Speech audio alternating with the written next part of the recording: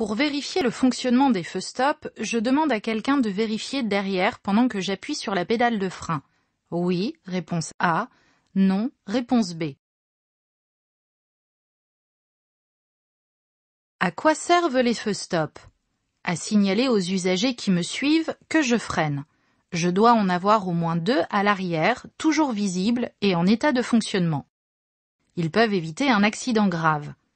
Pour vérifier qu'ils fonctionnent, je peux demander à quelqu'un de vérifier qu'ils s'allument tous au moment où j'appuie sur la pédale de frein.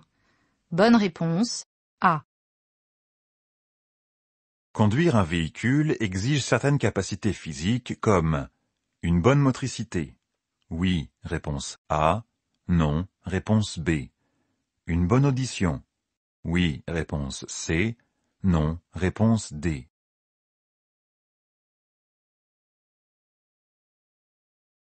Pourquoi dois-je avoir de bonnes capacités physiques? Pour voir, entendre ce qui se passe autour de moi et pour agir en conséquence, pour éviter un accident. Il est donc important d'avoir un minimum de motricité, de rapidité d'action, d'acuité visuelle, d'audition, etc. Bonne réponse A et C.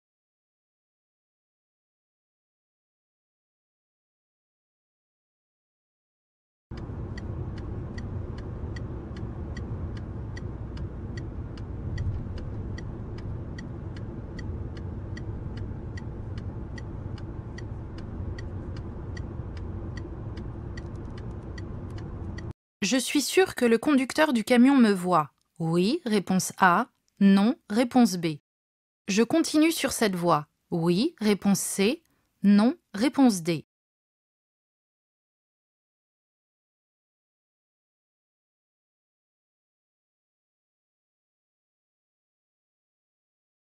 Bien choisir mes pneus me permet d'augmenter ma consommation de carburant. Réponse A. D'améliorer ma sécurité. Réponse B. De diminuer la pollution sonore. Réponse C.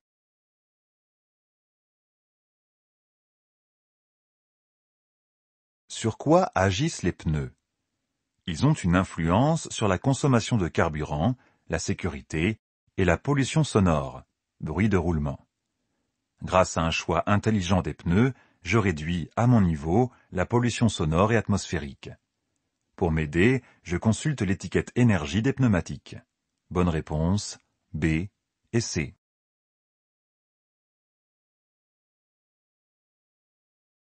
Mon véhicule est équipé de l'AFU et de l'ESP. Je peux rouler sur neige sans risque de patiner. Oui, réponse A. Non, réponse B. Les aides technologiques annulent-elles les risques d'accident? Ces systèmes ne peuvent pas se substituer à l'action humaine. Si je ne limite pas les risques au maximum, les équipements ne peuvent pas éviter l'accident. Quel que soit l'équipement, je reste responsable de ma conduite et dois être prudent sur les routes, particulièrement quand l'adhérence est réduite. Bonne réponse, B. Je m'approche du véhicule devant moi. Oui, réponse A. Non, réponse B. J'allume les feux de détresse. Oui, réponse C. Non, réponse D. Que se passe-t-il? La circulation est dense et ralentie. Mais l'usager devant moi n'est pas arrêté. Ses feux stop ne sont pas allumés. Un usager me suit de près. Je ne suis donc pas le dernier de la file. Pour limiter les risques d'accident, je maintiens la distance de sécurité avec le véhicule qui me précède. Allumer les feux de détresse maintenant est inutile. Bonne réponse, B et D. Cet usager est en sens inverse de la circulation. Oui, réponse A. Non, réponse B. Qu'indique la signalisation? Un sens interdit. La camionnette est donc en sens inverse de la circulation. Un usager peut arriver et être gêné par la camionnette. Il y a un risque d'accrochage. Le conducteur encourt un retrait de 4 points et une amende de 135 €. Bonne réponse, A. Ce véhicule est prioritaire. Oui, réponse A. Non, réponse B. Je dépasse. Oui, réponse C. Non, réponse D.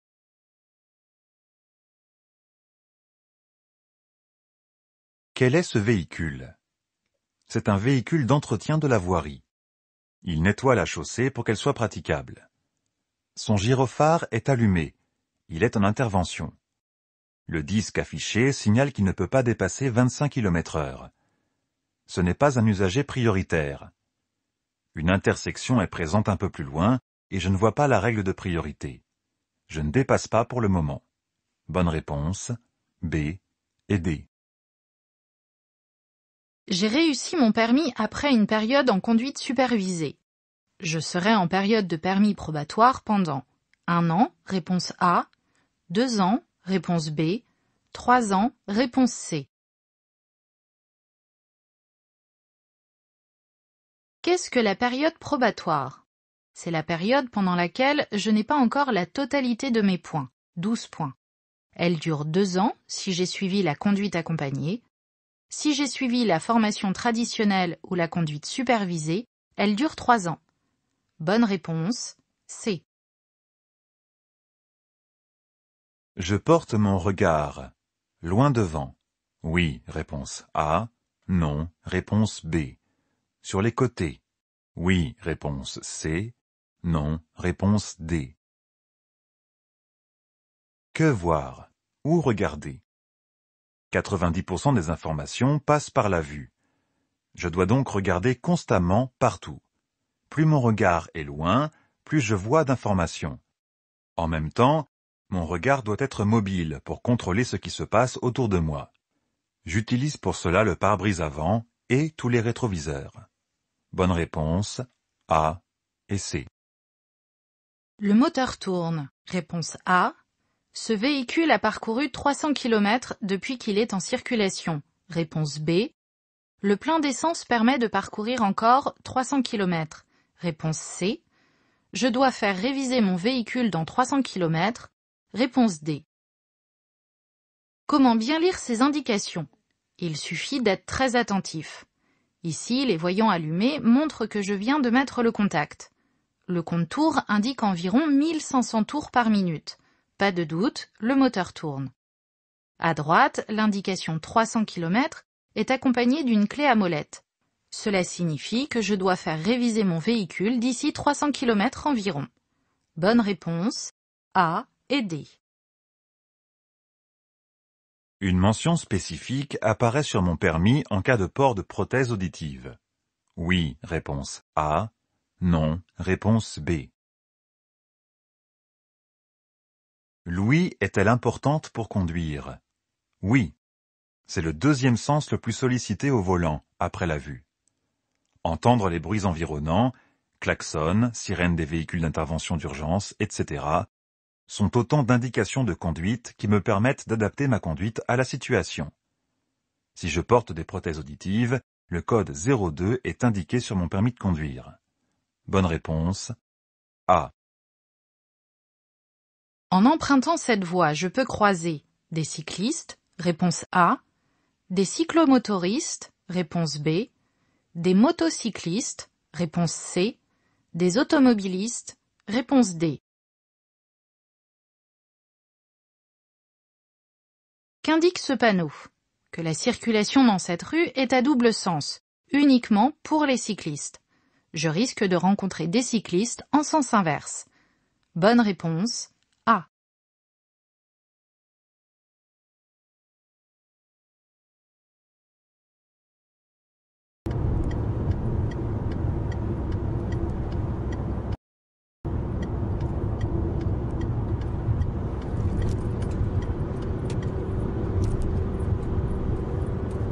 L'insertion s'est faite en respectant les intervalles de sécurité.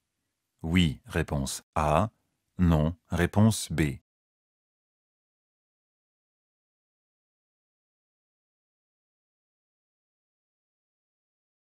Quelles sont les règles de sécurité pour s'insérer? Je dois signaler mon intention avec les clignotants et m'insérer en respectant les intervalles de sécurité avec les usagers devant et derrière moi.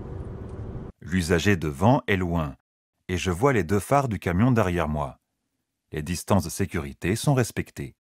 Bonne réponse, A. Le covoiturage réduit les coûts de transport sur des trajets quotidiens. Oui, réponse A. Non, réponse B. Occasionnel, oui, réponse C. Non, réponse D. À quoi sert le covoiturage? À transporter plusieurs passagers dans un même véhicule le temps d'un trajet. Que ce soit pour un trajet quotidien ou occasionnel, ce service permet de partager les frais et de limiter la pollution, tout en favorisant la convivialité. Bonne réponse, A et C. Mon permis peut être retiré immédiatement en cas de conduite en état alcoolique, réponse A. De conduite sous influence de stupéfiants, réponse B. D'excès de vitesse de 20 km/h, réponse C.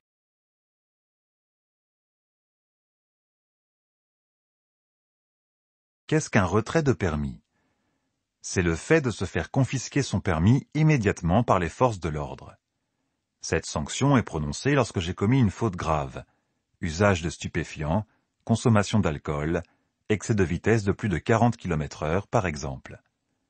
La durée de ce retrait est de 72 heures, en attendant une suspension administrative qui peut être ensuite prononcée par le préfet. Bonne réponse, A et B. Faire mes réglages avant de partir me permet de conduire plus confortablement, oui, réponse A. Non, réponse B. Dans de meilleures conditions de sécurité, oui, réponse C. Non, réponse D.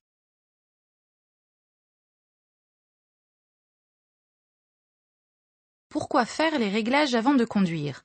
Régler la distance de mes pieds et de mes mains sur les commandes en conduisant, c'est l'accident assuré.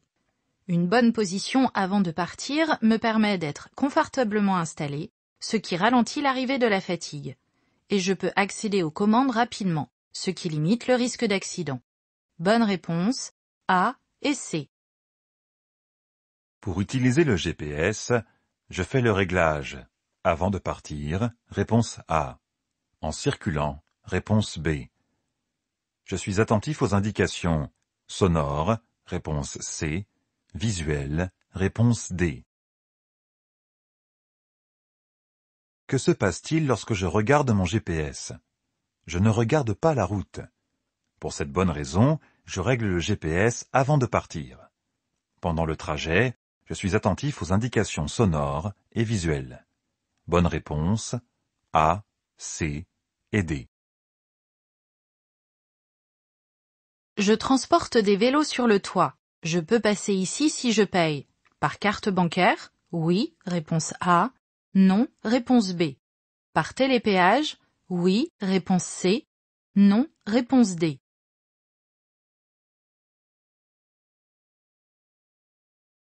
Quelles sont les contraintes imposées pour passer dans cette voie? Je dois payer uniquement par télépéage ou par carte bancaire. Mais mon véhicule et son chargement ne doivent pas dépasser 2 mètres de haut. Avec des vélos sur le toit, je dépasse les 2 mètres de haut. Je n'emprunte pas cette voie pour franchir la barrière de péage. Bonne réponse, B et D.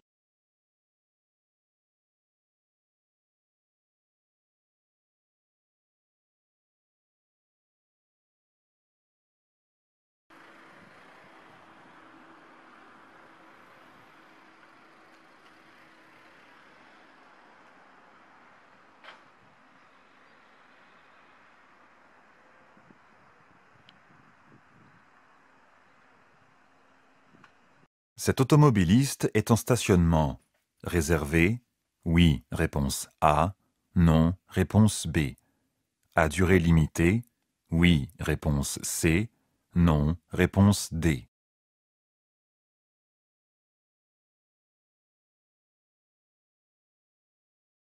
Comment connaître la nature du stationnement? En contrôlant la signalisation panneau et marquage. Le marquage qui délimite la place de stationnement est bleu. Ce conducteur doit apposer son disque de stationnement, indiquant son heure d'arrivée, sur le tableau de bord avant de quitter son véhicule. Le panneau signale que la place devant lui est réservée aux véhicules de transport de fonds. Bonne réponse, B et C.